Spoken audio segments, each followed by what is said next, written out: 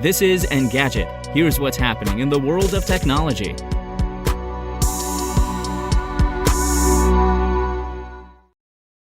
Today is April 11th. The Biden administration is taking new measures that would limit the spread of 3D-printed guns. The Justice Department has issued a final rule with multiple measures restricting the sale and distribution of ghost guns, including a requirement for federally licensed dealers and gunsmiths to serialize any unmarked firearm, such as a 3D-printed gun, before selling it to a customer. You couldn't print a gun at home and sell it to a store without some ability to trace its origins. The rule also includes several other restrictions that aren't aimed at 3D-printed weapons, including an effective ban on unserialized buy-build-shoot kits by treating them as firearms subject to strict licensing and background check requirements.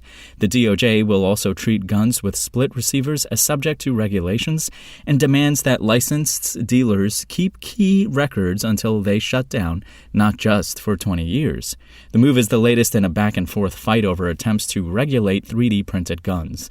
After a case over Defense Distributed's 3D-printed pistol bounced through courts, including the Supreme Court, the Trump administration's State Department reached a settlement that legally allowed these homemade weapons. States sued the administration over alleged constitutional and procedural violations, earning a ban on the technology, albeit one with a claimed loophole. A judge determined that the Defense Distributed settlement violated procedural law, but the Trump administration tried to override that by transferring regulation to the Commerce Department and making it difficult to implement substantial limits.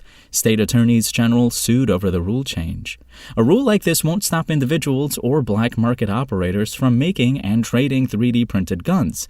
It might, however, discourage licensed dealers from letting those guns enter their shops. If nothing else, it signals a reversal from the previous administration's stance.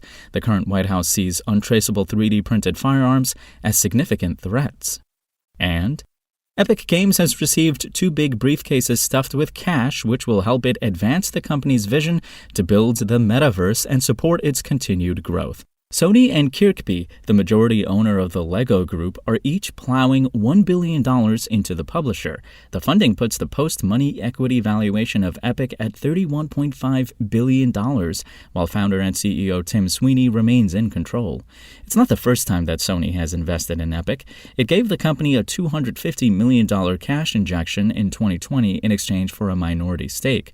Kirkby also has an existing relationship with Epic. Just last week, the publisher and the Lego group announced a partnership to build a kid-friendly metaverse, possibly in the hope of challenging the likes of Minecraft and Roblox. As we reimagine the future of entertainment and play, we need partners who share our vision. We have found this in our partnership with Sony and Kirkby, Sweeney said in a statement. This investment will accelerate our work to build the metaverse and create spaces where players can have fun with friends, brands can build creative and immersive experiences, and creators can build a community and thrive. Epic has been piecing together a metaverse, a shared virtual world for all manner of experiences, inside Fortnite over the last several years. It built on the success of the core Battle Royale mode by introducing dozens of crossover skins, virtual items, and dance moves, in-game movie nights and concerts, and a creative mode that lets players build just about anything they can imagine. If you want to catch the latest tech news as it's happening, check out Engadget.com or tune in again every weekday.